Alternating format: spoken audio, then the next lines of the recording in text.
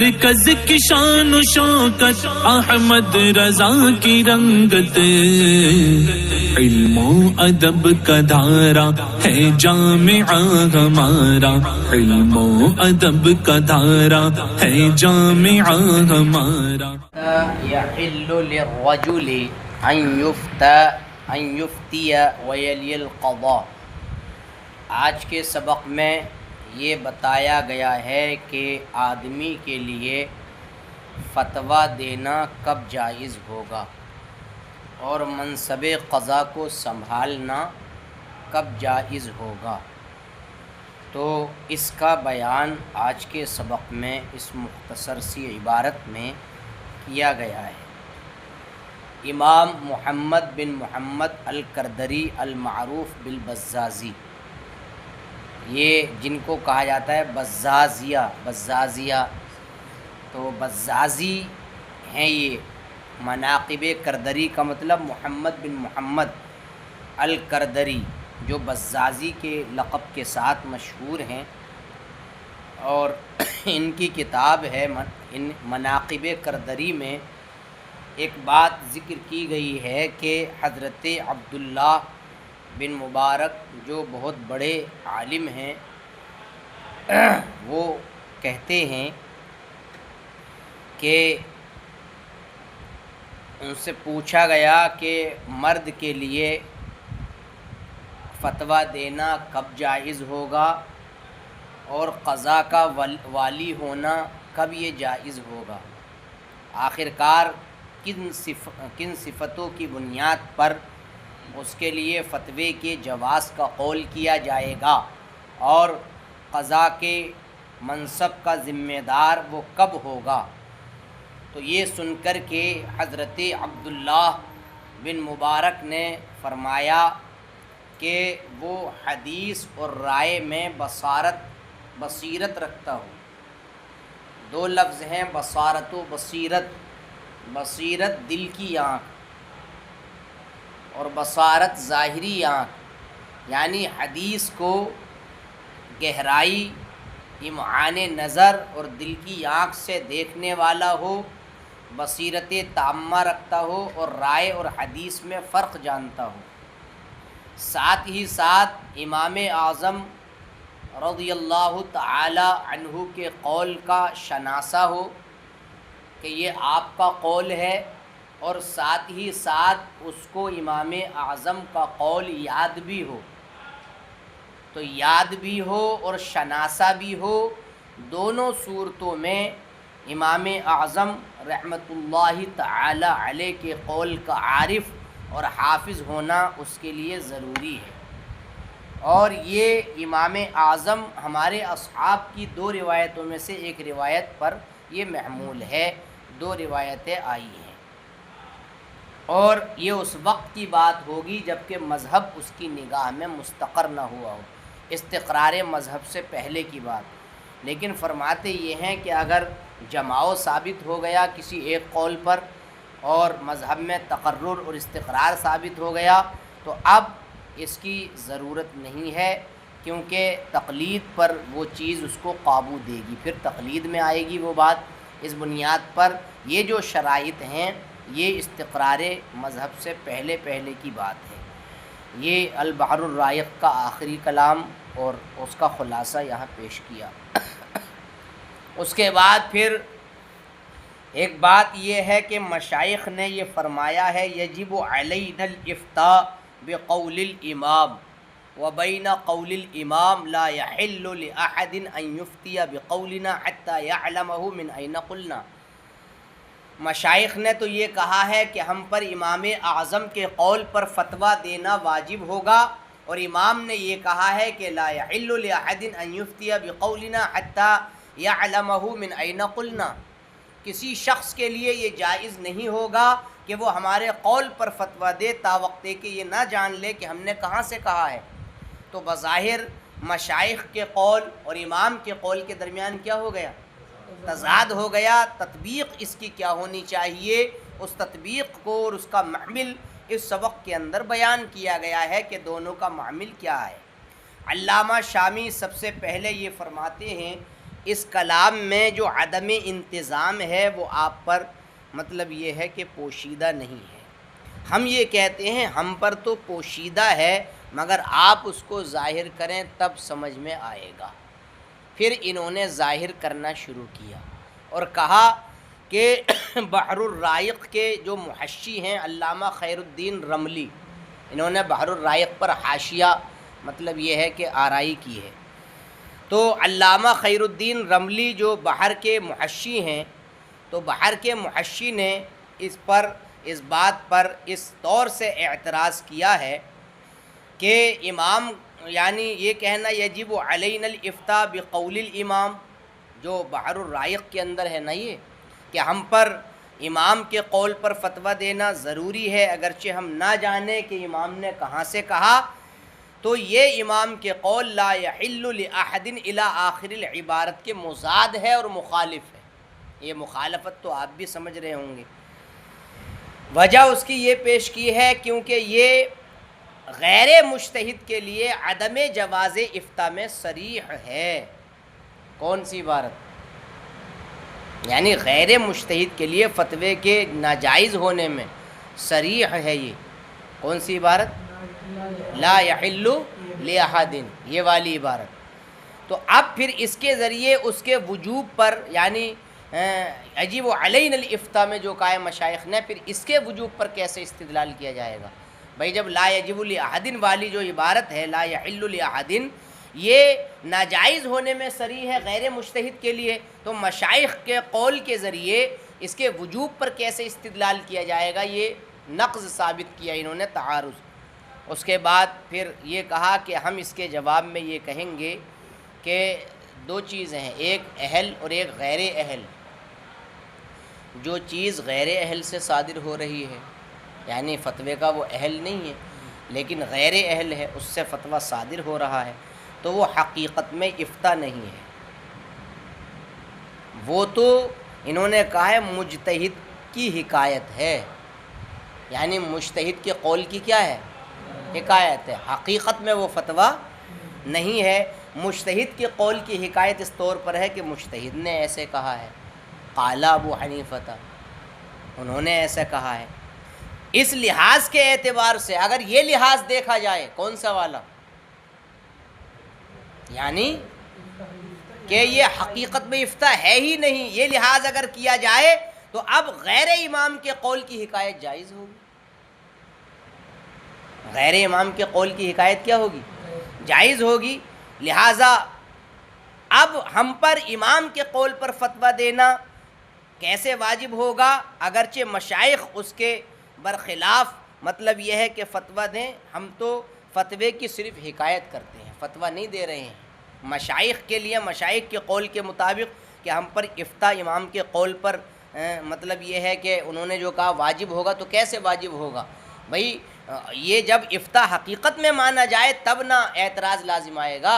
افتاء ہے ہی نہیں یہ در حقیقت، یہ تو حکایت ہے، تو ہم حکایتاً ان کے قول کی مطلب یہ ہے کہ ان کے قول کو نقل کرتے ہیں، نہ کہ یہ کہ فتویٰ دیتے ہیں. کیونکہ آپ کے بعد جتنے بھی مذاہب گزرے ان کے بعد کوئی مجتہد ہے کیا؟ جتنے بھی ہیں وہ سب کیا کرتے ہیں؟ مجتہد کے قول کی حکایت کرتے ہیں. کوئی بھی مفتی ہو اس زمانے میں وہ افتاء، انہوں نے کہا افتاء ہے ہی نہیں حقیقت میں، لیس بافتاء حقیقتاً وانما ہوا حکایت عن قول الامام انہ قائل بکذا. دیکھیے وفی مناقب الکردری، مناقب کردری میں یہ ہے قال ابن المبارک، حضرت عبداللہ بن مبارک نے فرمایا وقد سئل متى يحل للرجل ان یفتی ویلی القضاء، کہ پوچھا گیا کہ کب مرد کے لیے جائز ہوگا فتویٰ دینا اور قضاء کے منصب کی ذمہ داری سنبھالنا. تو فرمایا اذا كان بصيرا بالحدیث والرأی، جب کہ وہ حدیث اور رائے کا جاننے والا ہو، بصیر ہو، عارفا بقول ابی حنیفہ، امام اعظم کے قول کا شناسہ ہو، حافظا لہ، اور اس کو یاد رکھنے والا ہو. اور یہ بات ہمارے اصحاب کی دو روایتوں میں سے ایک پر محمول کی گئی ہے. اور یہ بات استقرار مذہب سے پیشتر کی ہے، لیکن استقرار مذہب کے بعد اس شرط کی اب ضرورت نہیں ہے بصیر بالحدیث کی، کیونکہ تقلید پر اس کو قابو ملے گا۔ یہاں تک بات ہو گئی پوری۔ اقول میں کہوں گا تضاد، یہ تضاد والی پوری عبارت، التضاد بین قولہم یجب علینا الافتاء بقول الامام وبین قول الامام لا یحل لأحد ان یفتی بقولنا حتی یعلمہ من این قلنا۔ میں کہوں گا ولا یخفی علیک فی ھذا الکلام من عدم الانتظام، تم پر اس کلام میں جو عدم انتظام ہے وہ پوشیدہ نہ رہے۔ ولہذا اعترضہ محشیہ، اسی لیے ان پر بحر الرائق کے محشی خیر الدین رملی صاحب نے اس طور سے اعتراض کیا ہے کہ قول ان کا قول یجب علینا الافتاء بقول الامام وَإِن لَّمْ نَعْلَم مِّنْ أَيْنَ قَالَ، یہ مضاد ہے، مخالف ہے امام کے قول لا يحل لأحد ان یفتی بقولنا حتی یعلم من این قلنا کے مضاد ہے اور مخالف ہے۔ کیوں ہے مضاد؟ اذ هو صریح فی عدم جواز الافتاء لغیر اہل الاجتہاد، اس لیے کہ یہ غیر مجتہد کے لیے فتوے کے ناجائز ہونے میں صریح ہے۔ کون سا ہوا کی ضمیر کا مرجع کیا ہے؟ لا یحل، ہاں کیونکہ یہ صریح ہے ناجائز ہونے میں، غیر مجتہد کے لیے فتوے کے ناجائز ہونے میں۔ فکیف یستدل بہ علی وجوبہ، تو اب اس کے ذریعے اس کے وجوب پر کیوں کر استدلال کیا جائے گا؟ کس کے ذریعے؟ مشائخ کے قول کے ذریعے، یجب کے ذریعے۔ فنقول، تو ہم کہیں گے ما یصدر من غیر الاہل، جو غیر اہل سے صادر ہو رہا ہے، لیس بافتاء حقیقتاً، وہ حقیقت کے اعتبار سے افتاء نہیں ہے۔ وانما هو حکایت عن المجتہد، بلکہ وہ مجتہد کی حکایت ہے، مجتہد کے قول کی حکایت ہے کہ مجتہد نے ایسے کہا، انہ قائل بکذا، مجتہد نے اس طور سے کہا۔ وباعتبار ھذا الملحظ، اس لحاظ کے اعتبار سے تجوز حکایت قول غیر الامام، غیر امام کے قول کی حکایت کیا ہوگی؟ جائز ہوگی۔ تو اب ہم پر قول امام پر فتویٰ کیوں واجب ہوگا پھر؟ جب غیر کے قول کی حکایت کیا ہوگی؟ جائز ہوگی، تو فکیف یجب علینا الافتاء، تو ہم پر امام کے قول پر فتویٰ واجب کیوں ہوگا؟ اگرچہ مشائخ امام کے قول کے خلاف کیا دیں؟ فتویٰ دیں، اور ہم تو ان کے فتووں کی صرف کیا کرتے ہیں؟ حکایت کرتے ہیں۔ وَإِنْ أَفْتَى الْمَشَائِخُ بِخِلَافِهِ وَنَحْنُ إِنَّمَا نَحْكِي فَتْوَاهُمْ لَا غَيْرَ فَلْيَتَأَمَّلْ۔ انتہا۔ اس کی وضاحت انہوں نے بیان فرمائی ہے، ان المشائخ اطلعوا علی دلیل الامام، اس پورے جملے کی وضاحت ہے، یہ مشائخ کا جو قول ہے۔ کون سا قول تھا؟ یجب علیہ، کہ مشائخ نے امام کی دلیل پر کیا حاصل کر لی تھی؟ آگاہی۔ وعرفوا من این قال، اور پہچان لیا تھا کہ انہوں نے امام نے کہاں سے کہا ہے۔ واطلعوا علی دلیل اصحابہ، اور مشائخ نے امام کے اصحاب کی دلیل پر بھی کیا کر لی تھی؟ آگاہی حاصل کی تھی۔ فیرجحون دلیل اصحابہ علی دلیلہ، تو پھر غور کرتے امام کی دلیل پر بھی شناسائی تھی، ان کو قابو تھا، اور اصحاب امام کی دلیل پر بھی قابو تھا۔ اب دونوں کی دلیل میں غور و فکر کرتے تھے مشائخ، تو قوت کس میں پاتے تھے؟ جب اصحاب کی دلیل میں جب قوت پاتے تھے تو کس پر فتویٰ دیتے تھے؟ اصحاب کے قول پر۔ فیفتون بہ، تو اب وہ اصحاب کے قول پر دلیل کی روشنی میں فتویٰ دیتے۔ ولا یظن بہم انہم عدلوا عن قولہ، اور یہ خیال نہیں کیا جا سکتا کہ مشائخ نے امام کے قول سے کیا کیا ہے؟ عدول کیا ہے۔ کیوں نہیں کیا جا سکتا؟ اس وجہ سے عدول کر لیا صاحب، لجہلہم بدلیلہ، کہ مشائخ ان کی دلیل سے کیا تھے؟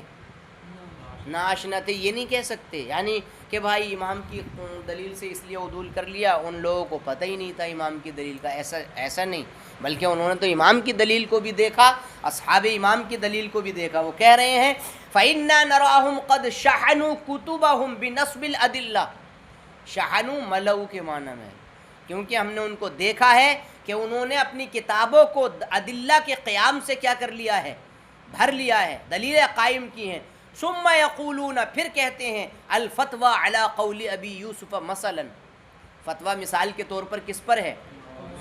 وحیث لم نکن نحن اہلا للنظر فی الدلیل، اور جہاں ہم دلیل میں نظر کے اہل نہ ہوں، ولم نصل الی رتبہم فی حصول شرائط التفریع والتعصیل، اور ہم تفریع یعنی مسائل کو نکالنے میں، والتعصیل جڑ سے ختم کرنے میں یعنی دوسرے کا رد کرنے میں، تفریع اور تعصیل کے شرائط کے حصول میں ان کے رتبے کو ہم نہیں پہنچے جب، فعلینا حکایت ما یقولونہ، تو اب ہم پر ضروری کیا ہے؟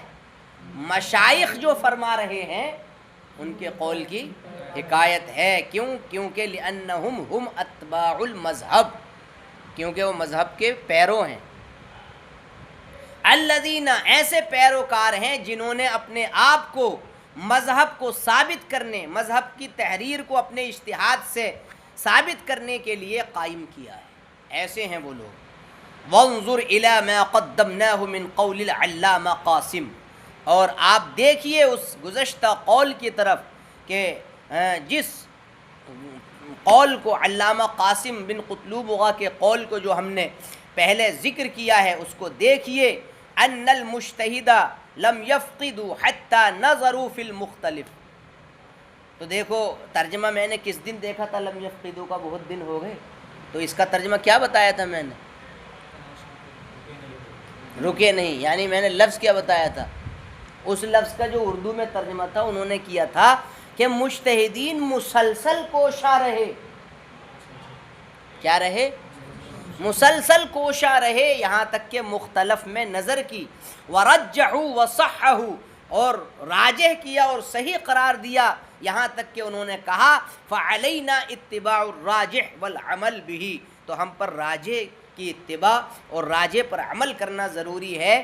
کما لو افتوا فی حیاتہم، جیسے کہ انہوں نے اپنی حیات میں مطلب فتویٰ دیا، جیسے کہ وہ اپنی حیات میں فتویٰ دیتے، تو جیسے اس وقت اتباع ضروری تھی ویسے ہی اب بھی کیا ہے؟ اتباع ضروری ہے۔